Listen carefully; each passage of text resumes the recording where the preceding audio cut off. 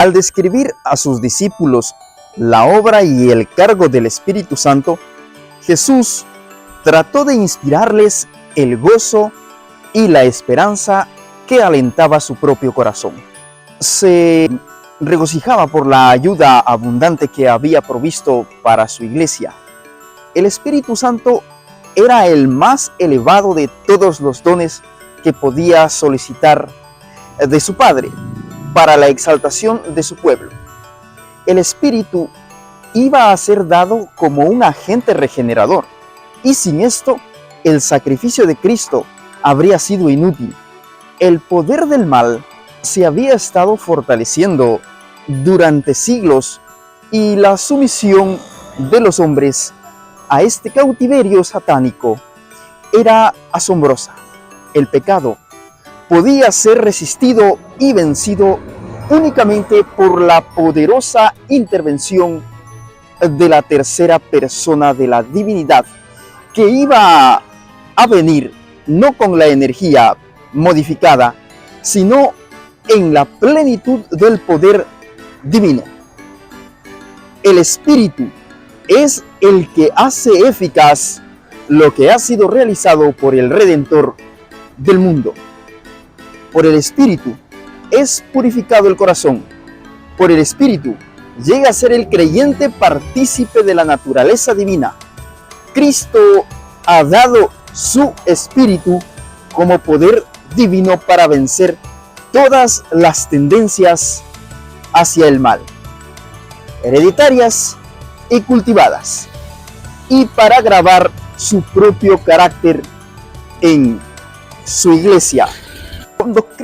Cuando Cristo dio a sus discípulos la promesa del Espíritu, se estaba acercando el fin de su ministerio terrenal.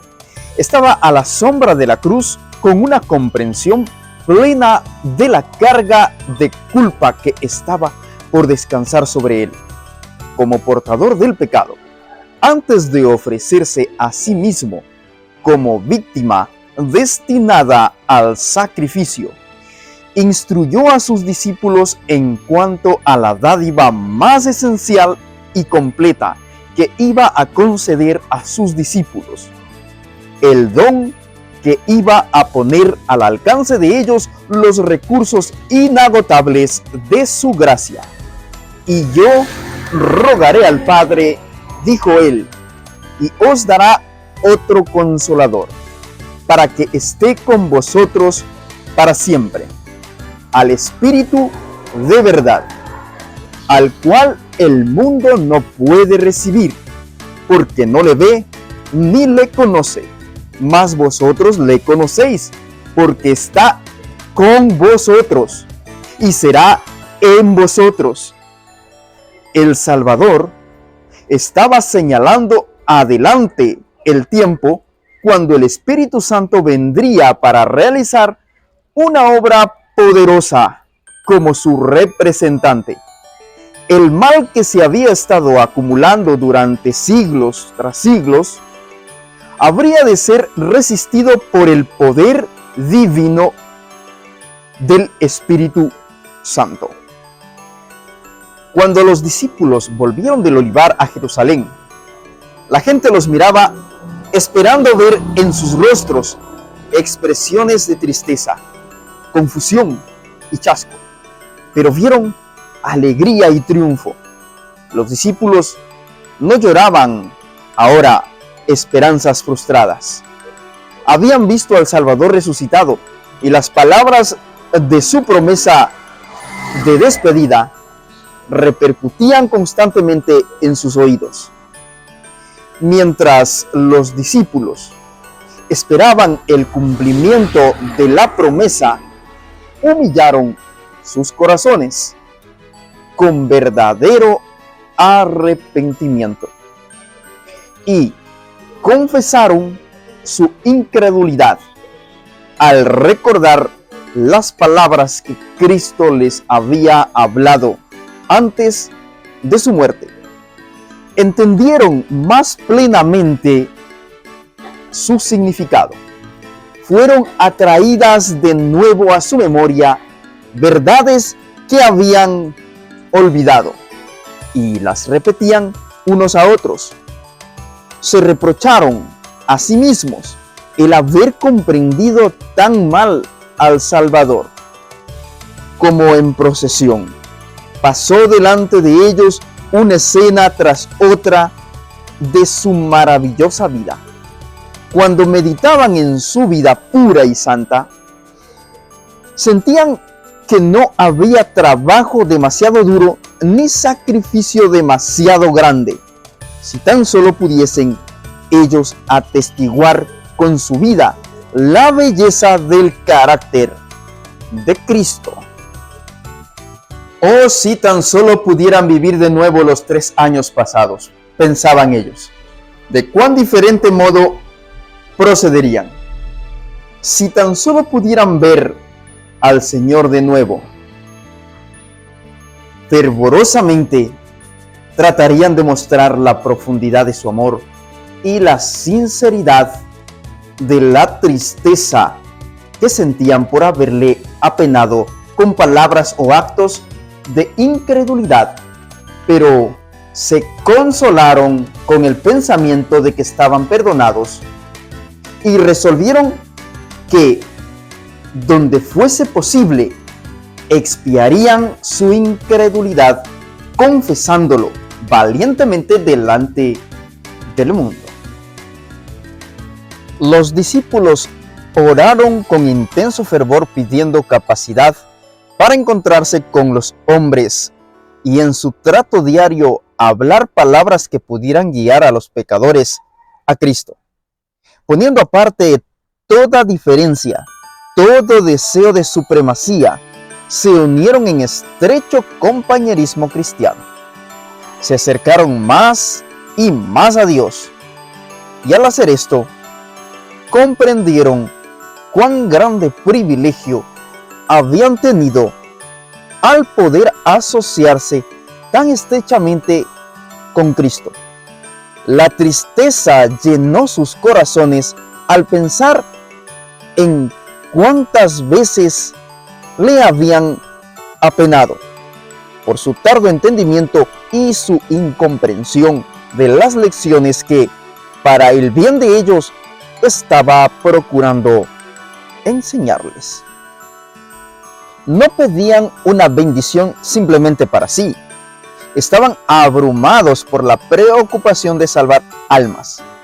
Comprendían que el Evangelio había de proclamarse al mundo y demandaban el poder que Cristo había prometido. Durante la era patriarcal, la influencia del Espíritu Santo se había revelado a menudo en forma señalada, pero nunca en su plenitud. Ahora, en obediencia a la palabra del Salvador, los discípulos ofrecieron sus súplicas por este don, y en el cielo, Cristo añadió su intercesión, reclamó el don del Espíritu para poderlo derramar sobre su pueblo. Y se les aparecieron lenguas repartidas como de fuego, que se asentó sobre cada uno de ellos, y fueron todos llenos del Espíritu Santo, y comenzaron a hablar en otras lenguas, como el Espíritu les daba que hablasen. El Espíritu Santo, asumiendo la forma de lenguas de fuego, descansó sobre los que estaban congregados.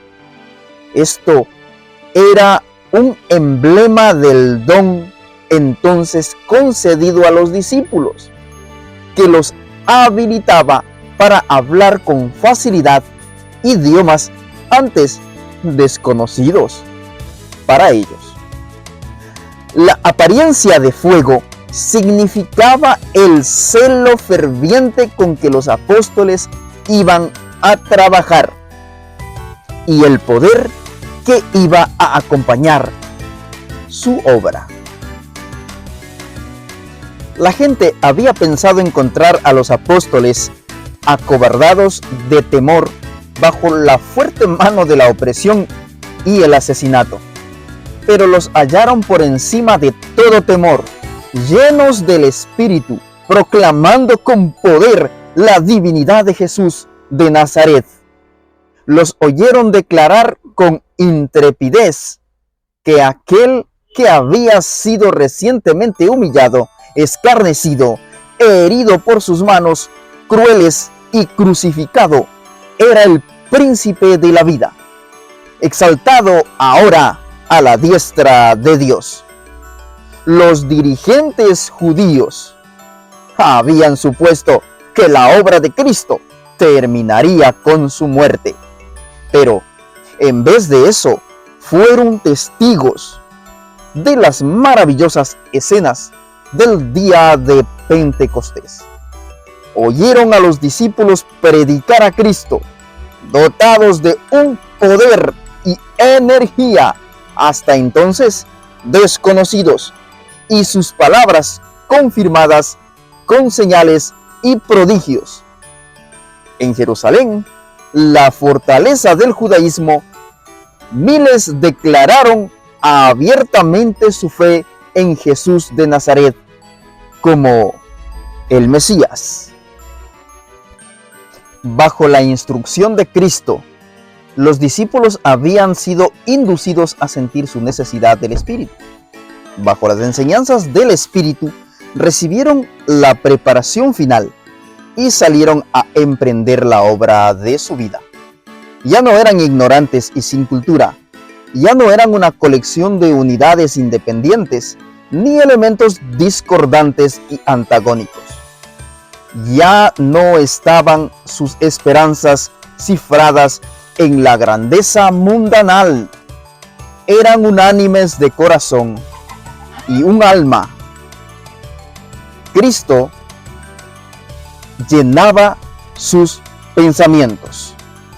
Su objeto era el adelantamiento de su reino.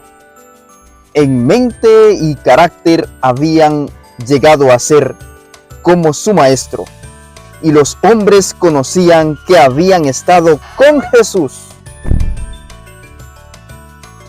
El día de Pentecostés les trajo la iluminación celestial. Las verdades que no podían entender mientras Cristo estaba con ellos quedaron aclaradas ahora, con una fe y una seguridad que nunca habían conocido antes. Aceptaron las enseñanzas de la palabra sagrada. Ya no era más para ellos un asunto de fe el hecho de que Cristo era el Hijo de Dios. Sabían que, aunque vestido de la humanidad, era en verdad el Mesías. Y contaban su experiencia al mundo con una confianza que llevaba consigo la convicción de que Dios estaba con ellos.